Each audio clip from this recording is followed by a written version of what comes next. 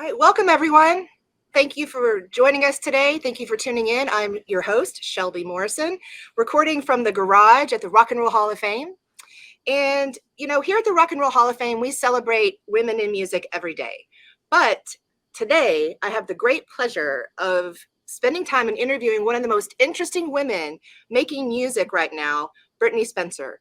And I just can't, there's so much that Brittney has accomplished. I have to read off a couple things because you're so amazing.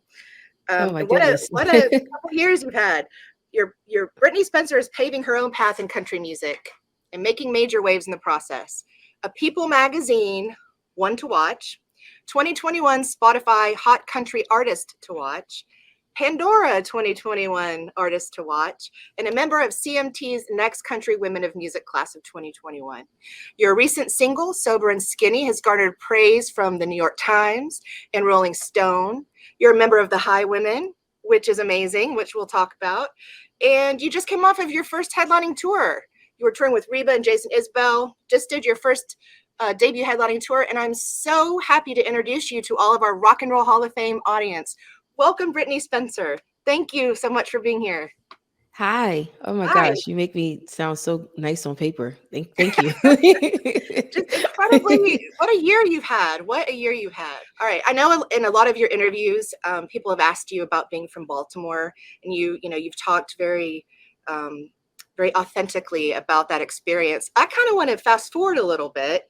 And when you moved to Nashville, like what was the first thing you did when you got to Nashville? Ooh, the first thing I did, like the very first thing or like the first musical thing I did? The first musical thing you did. The first musical thing I did. I I started being a fan. I mean, I Oh, was already a fan of country music, but I wanted to be a fan of Nashville. So I started going downtown and going to different songwriter rounds around the city and just started getting acclimated. Like I didn't have a lot of money, so like I couldn't go to a whole bunch of places because I didn't have that much gas. Um, but um, but my sister, she was here in town with me. She stayed with me the first 4 months of my living in Nashville, and we just went around town and we just got acclimated with the city. Um, and so I guess honestly, I mean, going to live shows, that was the first thing that I did. Um, and I was very aware that I needed to learn how to play guitar. So I started teaching myself how to play. I had a roommate. It was crazy. I had a roommate who like taught me like a few chords, and then I just ran with it. Started watching YouTube and just trying to remember things that I had learned in a guitar class that I had taken a few years prior, but didn't take seriously because I didn't want to cut my nails. And so like I didn't remember much. I didn't even learn much. I was just like I was checked out. Like I loved guitar. Everyone knew I wanted to play guitar so much, but I just was not willing to get rid of my nails. I know that sounds so silly, but it was a real thing for me. yeah, but sure. so I just started running and just learning how to play guitar. I started attending some songwriting workshops. Like one of them I attended was at the Bluebird, and I just wanted to get acclimated with the city and how people kind of did music there. And I couldn't afford to go to the workshop, so I would volunteer. I used to Oh, just wow. find ways to hand out pamphlets. I don't know, go get drinks, and I would just kind of watch a lot of the pitch to publisher events that would happen at these songwriting workshops, and I would just learn. From all of the things that were happening in the room, even though it wasn't my song that was being played and critiqued and kind of given some pointers on, it was still really helpful for me. And I thought it would kind of pay off, and it eventually did. When, Also, oh, go ahead. oh no, I was no. Go ahead. And this is all still in the first year. So Oh, during that time, I'm teaching myself how to play. I'm going to these songwriting workshops, all while working a 9 to 5 job. I think I was working in medical records at a hospital. And I eventually started busking downtown. A friend of mine, but that same roommate, she told me, she said, you should start busking downtown. You'll enjoy it. Cause she knew I was too shy and too scared to like play. Like I had taught myself how to play guitar sitting down. So like even the idea of standing up and playing guitar and like not being in the same position where I'd been learning was like really nerve wracking for me. And so outside downtown, there was no pressure. And I started just kind of following around, kind of, I don't know, just walking around the city downtown in between me playing songs and just kind of seeing who else was down there, what were they playing, and then I would kind of do my own thing. I did whatever I wanted. I was playing Adele and Johnny Cash and Pistol Annie's and Beyonce, and I was finding out ways to make people stick around, and I was learning what made people stick around. What made people want to hear 10 minutes instead of just two. What made a crowd form around me for a few minutes. And so I just started learning so much about myself and just about people and what they want to hear from me. And I don't know, I think I still use that as a little bit of a guide to this day. That's amazing. Before you came to Nashville and had those experiences, were you writing songs in your Yeah, life I pre was. Nashville? Okay. Yeah, I was writing songs. I remember the first song I wrote, it was a song called Stay With Me. Um, and It was so cool though, but I didn't know how to play. Like this was back in Baltimore when I first wrote that song. And I was a teenager. I didn't know how to play guitar, so I would have to like hear the chords in my head. And I used to write songs like that. Like I used to write whole songs with the music only in my head because I couldn't play an instrument yet. Oh my goodness. And so when I finally started learning how to play a guitar when I moved to Nashville, I was like trying to dig up all those old songs. And then sometimes I still liked them, sometimes I didn't. But I still remember that one song, "Stay With Me." I still like Um, it. are you going to, well, no spoilers, but are you planning on recording that? Have you recorded that song? Not anytime soon. Like it's not been a thought to record it, but it's kind of like it's just really special to me. So I don't know. Maybe one day I will. It feels so cheesy though, but I don't know. I like cheese. Cheese is, I'm sure it's not cheesy, but cheese is good. You're so authentic. It's so from your heart. I very much doubt that it would be cheesy. Um, so I'm trying to picture you growing up, listening to, what were your parents, what kind of music did your family play in the car or in your home? Mm.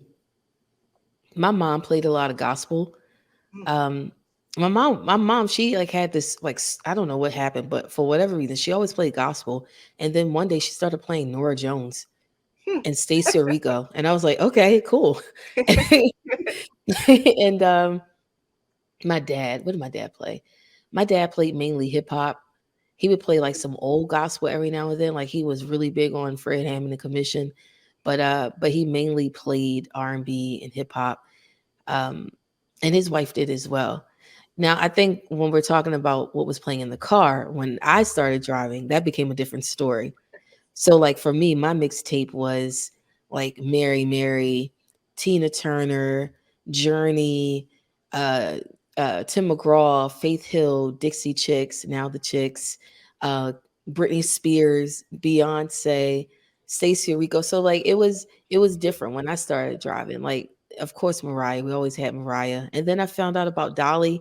So I started learning a lot of the music that my family didn't listen to, and I started kind of introducing them to like country music and to a lot of the other sorts of music that I like NDRE and John Mayer and just all these different artists that in some way or another in their career cross all these musical boundaries and kind of just define themselves outside of the lines um, sonically of genre and I guess what you can write about and sing about.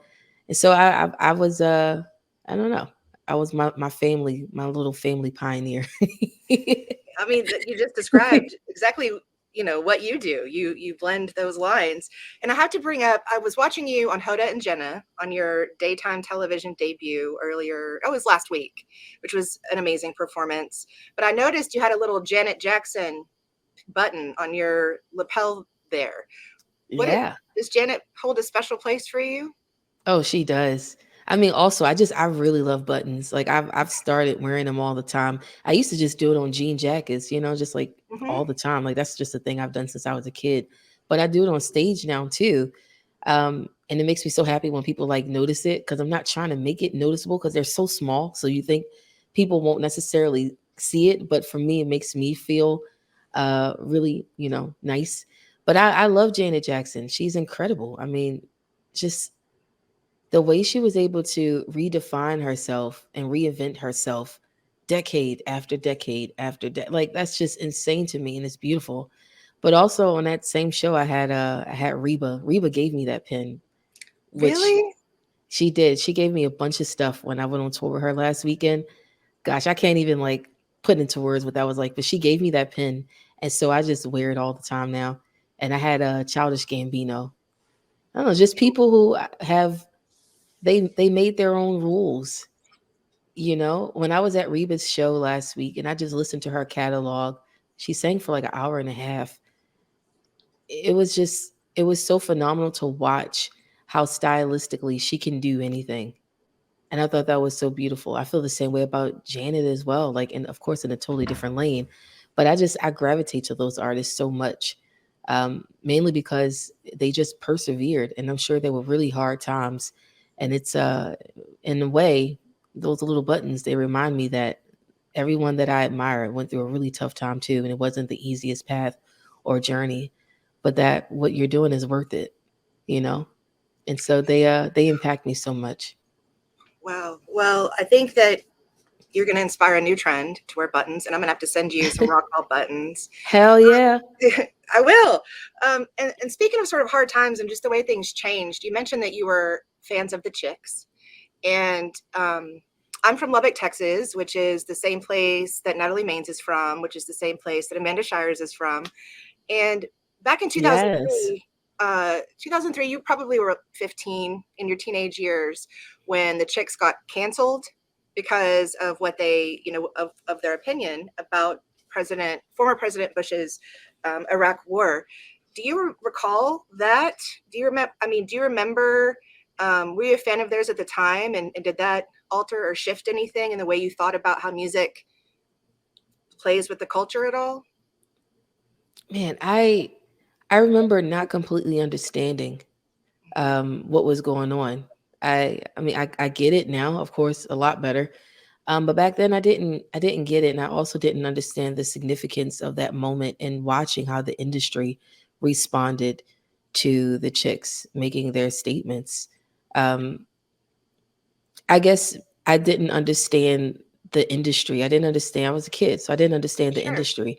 You know, growing up, I heard, you know, Marvin Gaye singing "What's Going On," and Stevie Wonder wrote all kinds of songs that talked about police brutality and all kinds of social issues. I mean, Michael Jackson put out a song, "They Don't Really Care About Us," and so in Black music, that's a very common theme. I mean, hip hop was created to be provocative, you know, where people don't shut up and sing, you know, Yeah. or they don't have to necessarily. There's been so many people who've come before us who have stood up, and so I'm way more acclimated. I was way more acclimated with that world than I was with the country music industry at that time, and it's so interesting. Like, I mean, the very first song that I put out in 2020 was my song "Compassion," and Yeah. the very first lines are, "If a half empty stomach makes you hungry, imagine life for people in the street. If a neighbor's untamed yard can drive you crazy, imagine seeing bombs break through their concrete." In the first few lines, I'm talking about world hunger and I'm talking about war. Mhm. And then in the second verse, I'm talking about protesting. And I think about so many other artists who have come forward, particularly country artists, who've come forward to talk about a lot of the landscape of the world that we're living in, the issues that we're seeing, just even particularly in our country as it relates to how people are treated. Mhm. And so many artists, so many country artists are so outspoken. And I think about the Chicks often, you know, and it must be really, I mean, I don't know them, so I can't speak for them, but I imagine it's probably really sweet to see this time where people can speak out, of course, not without any backlash or anything like that, or even sometimes consequence. But also what we're doing right now, they kind of did it. Like they didn't even go as far as some artists like we're going right now, and Right.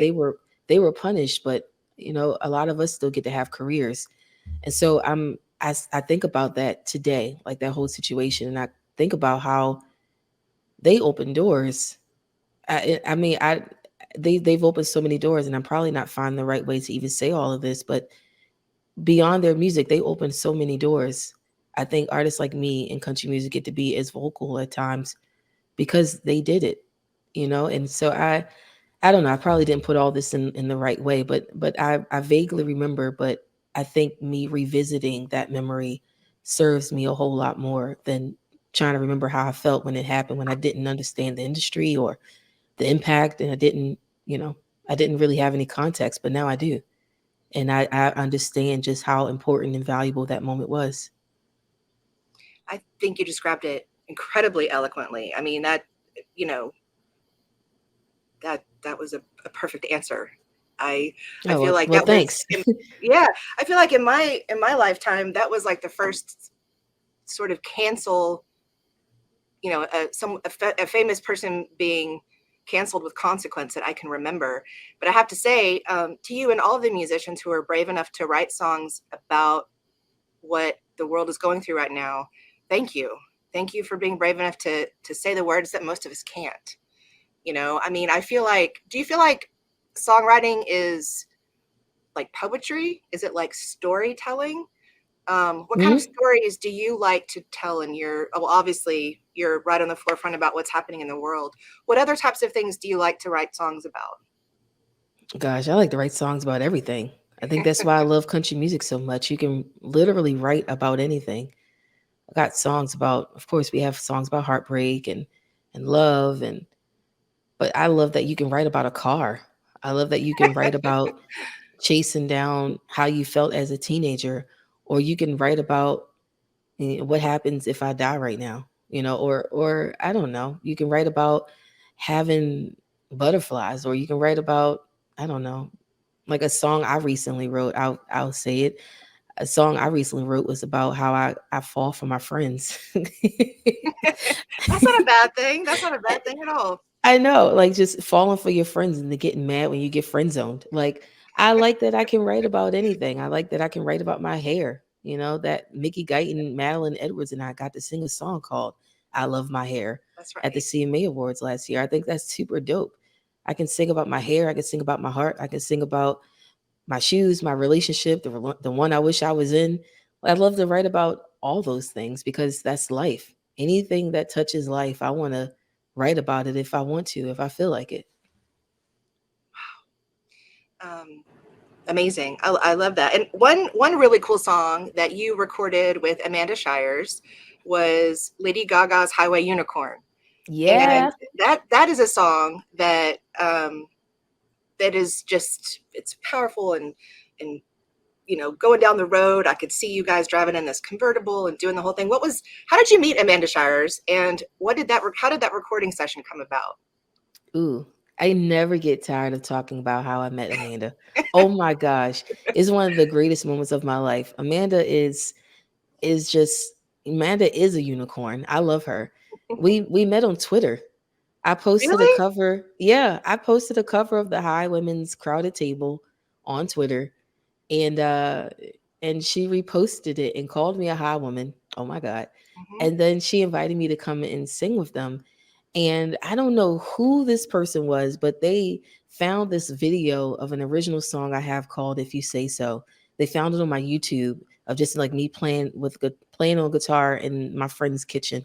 And it had like 200 views, like not a lot of anything. I have no idea how they even found it. But they, after Amanda like tweeted me, they posted the video and said, Amanda, she writes songs too. And so then Amanda, this is Amanda, I love her. She messages me, and it's October, and she messages me and says, hey, I saw that you write too. Do you want to write a Christmas song? And I'm That like, is yeah, Amanda. that sounds fun. Yeah. I know. And we ended up writing. We did write a few months after that. Me, Jason, and Marin, we all wrote together about maybe a month or two after that. But then me and Amanda, we started writing Christmas songs like that next summer. And I think the two that we wrote, she actually put out on her for On her, Christmas album yeah, that she her put out latest last album. year. Yeah. That's So it was fun. amazing. I love Amanda. Man, I wish I could just see her every single day. I love her with all my heart. Her whole family. I wish her and Jason would adopt me.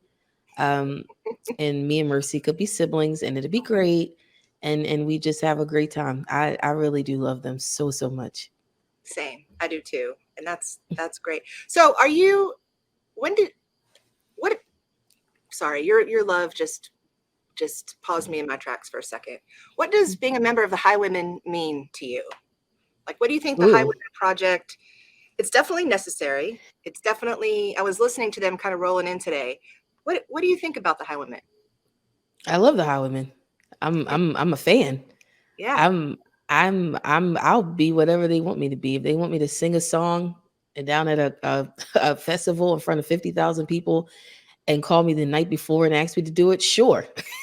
I love the Highwomen. I love what the Highwomen represents. You know, I love the idea that they're always lifting up other women. Like I've just watched it. I mean, even beyond what people see, you know, in the public light, the amount of ways that those women have shown up for me, it's insane. They really do walk the talk, and it's beautiful. Their message of just anybody being able to be a high woman, and just kind of being able to find themselves in the stories they sing and in the way that they want to uplift other people, particularly women. That's a very real thing for them, and so it's beautiful. They're my friends. I love them very much.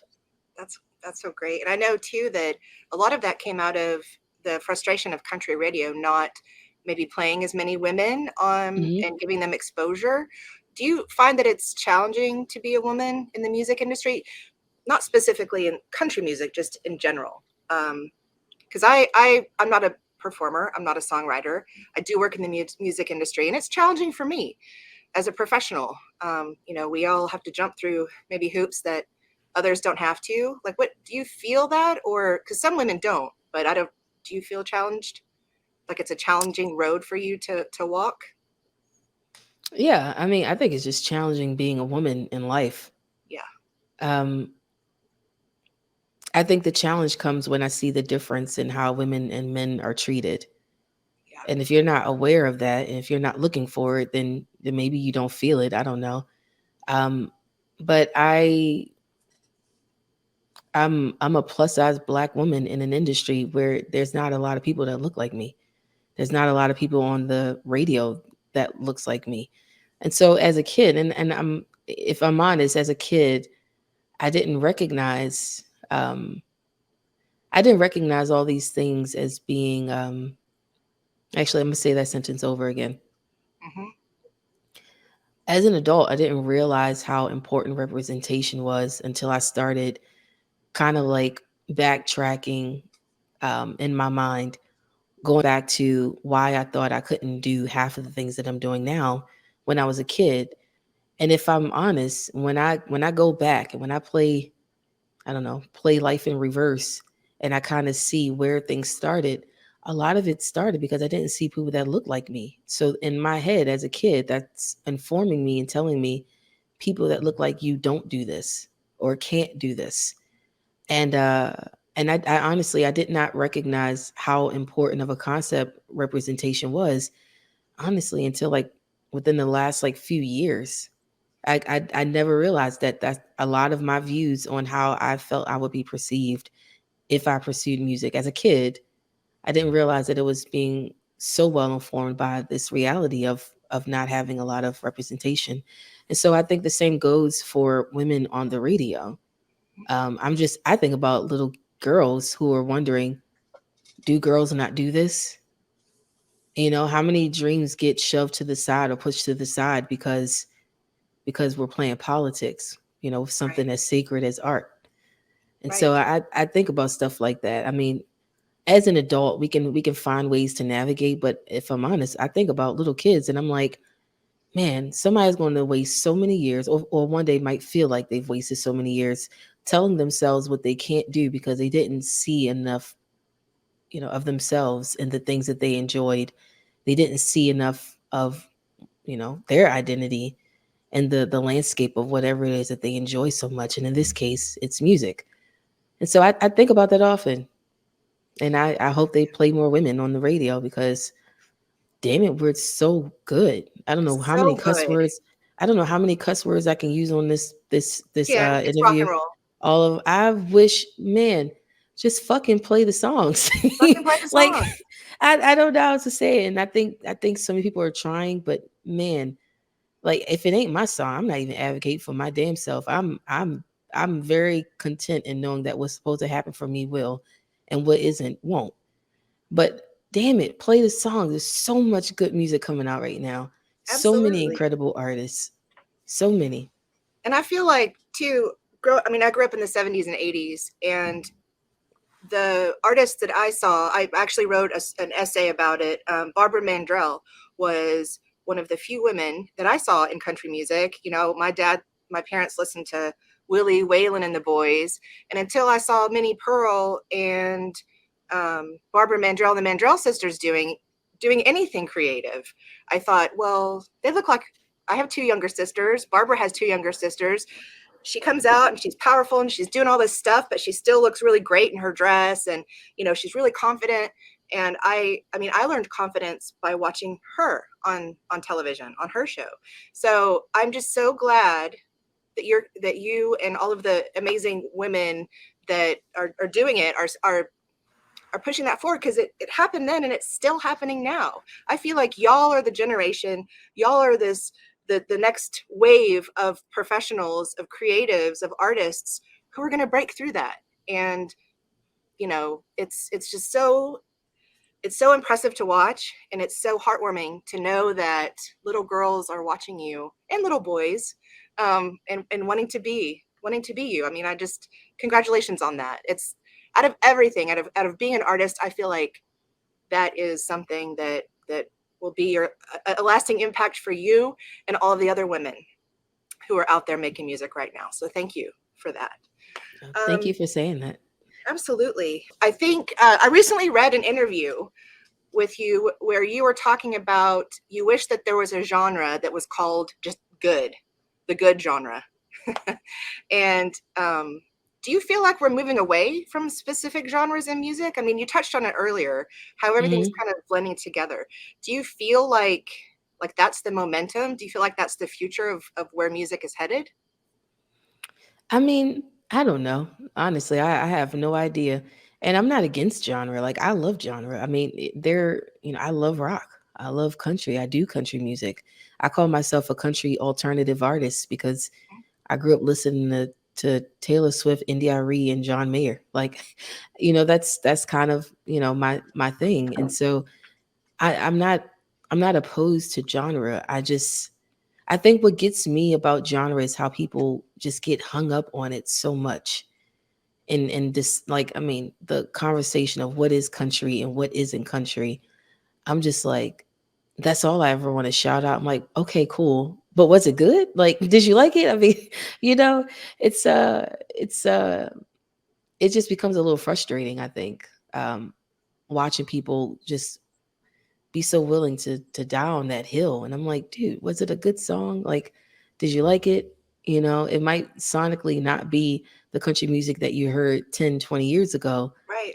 but we're I always want to hear the next thing. I want to hear what's the thing that people are into right now. I'm always wanting to kind of push the needle forward. I mean, I come from a very black city. I'm from Baltimore, Maryland. I come from a black family. We went to black church, and I come from a culture where innovation is at the forefront of what we do, musically or otherwise. Like, always trying to find the new thing, always trying to invent a new thing, always trying to push the needle of the sound forward into today. It's today, but we're trying to operate in tomorrow. At least Hmm. that's how I've seen black music creators kind of engage music for a long time. And so for me, it's a thing that I'm learning. I love tradition, and that you hold on to the things that help inform something better to happen. I like knowing where we come from because it helps us in knowing where we can go, or where we should go. And so I think about that even in terms of music. I love the traditional sounds that made me love country music in the first place. I love storytelling. That's what drew me to country music. Ray Charles said it best when he was asked what made him love country music. He talked about the storytelling, and that's what makes me just so drawn to this, and has since I was a kid, listening to the Chicks. Um, at the same time, sonically, you kind of got to give artists freedom to want to build something new, because as much as we love what's already been happening, we want to make our mark too. We want to invent this sound because the sound that everyone loves so much, at one point that wasn't a sound. People weren't Right. always playing electric guitar in country music. There wasn't always a banjo here. That comes from a whole different continent. And Right. so I'm very I'm very interested in just the idea of us giving artists space to create something that's our own as well. The same way, the last generation made their own sound. We want to make our own sound too. And so it's all good. So if you are very clearly an artist, if you were not an artist, what do you think your second career choice would have been? Ooh. Um Probably any place that allows me to I have no idea. I don't know. I could say psychology. I'm very interested in how people think. Mhm. Um I don't know. Maybe I don't know, maybe I will open up a cannabis store. I don't know. I kind of A love that job. you don't have a backup plan. Like I feel like the people that are the most successful don't have a backup, like a something they can rattle off saying, "Oh, I'll be a football coach," or "I'll be, this or that." I So, mean, and I have a degree. I got a degree in public relations with a concentration in music business. So there wow. are things that I can do. Like I love marketing. I love research. I love I mean, honestly, I have this whole like other life in my head where I lived in New York and I was like an art dealer, or I worked in book publishing. I don't know. We don't have to explore that fictional life, but I've been working on it in my head for a few years now, and Well, where can I you have write a this book other about life. it? Because you're so eloquent. I would read every book that you published. Let's do one if you're an art dealer, and then you can write another one where you're, um, doing all the jobs in your mind. I would read those Thank you, books. thank you. What's been your favorite moment in your career up to this point? Oh, my favorite moment. Hmm, my favorite moment in my career. I would say all the touring. I have Oh, enjoyed touring. I mean, honestly, I've been so fortunate. I've been on the road since about July of last year, doing festivals, and I opened up for Jason Isbell, and then I opened up for Brett Eldridge, which was super fun. And then I got a random call one night from Amanda Shires asking if I could sing in her place with the Highwomen in Napa Valley. Literally the very next day, I had I had less than 24 hours to learn like 12 songs. That was fun. That was very fun. And just what else happened after that? Then I started my own headlining tour, which was super fun. And then I went on tour with Reba last weekend and going on tour with Kingfish in May. And gosh, I'm having so much fun. I love road life, and it has helped me also kind of hone in on the sound that I want to have with new music that I record this year. So I'm kind of doing an old school thing where like most of my shows I've been playing new music that isn't even recorded or isn't out yet, and it's been an old school way of just trying out things, but I quite enjoy it. It's very fascinating, and so there so is new music. There is new yeah, music coming. yeah, Oh, there is new so music excited. coming. Yeah, I won't That's give a so whole lot exciting. away, but I will tell you there is something about performing these songs um before recording them. There was one time, I think last year, I had just gotten off the road, I think with Jason Isbell, and I just got off the road and I went into the studio like literally a day or two later and re-recorded one of the songs that I've been doing on the road. And I said, "Man, I'm so tired." And the producer, he looked at me and said, "Gosh, what'd they say?" Sorry, I'm talking about a whole different session. I'll tell you about this session though. I walked into the studio and I told the producer, I said, "Hey, I'm so tired." And they said, it's okay though. You're doing a very old school model way. People will just get off the road and then go into the studio." And I said, "Well, I like it like this. This is fun." And they said, "Yeah, Aretha Franklin used to do it this way." And I said, "Okay, well, all right. I feel like I'm doing Yes. something right." And so it's fun. I'm exhausted all the time. I'm always tired, but I'm so excited. I've waited my whole life to be this tired. I've Yes. waited my whole life to lose my mind the way that I am right now. And so this is great. So are people asking you for autographs and photographs and the whole bit? Are you doing VIP meet and greets? And well, maybe not with COVID, but No, the most that I've done is I'll usually go out masked up to the merch stand, and I'll just talk to people, meet them there. We've taken some photos. People ask me to autograph their shirts and their hats, and I will say it was really weird at first, but like I try to accept everything with grace. It's just it's so funny. I'm a big fan of like biopics and like Mhm. documentaries, and so I love when people have like a whole bunch of footage and like videos from their early days. And I remember vividly one time I was standing at the merch stand and I was signing a shirt for someone because they asked me to, and we were just having a conversation. And I remember thinking, oh my gosh, I've seen myself, except it wasn't myself. It was someone else in a movie. It was like one of my favorite artists, and I'm like, this is insane. I'm actually doing the things that I used to watch other people do. And it's insane. It's incredible to me. And it's all so new. Like I tell people all the time in interviews, I'm like, man, listen, I'm gonna fuck up a few times, more probably more than a few times, as I get acclimated to this life. But it's I don't know. I'm just being myself for better or for worse, and having so much fun doing it and getting to share with other people, especially at shows. That's my favorite part.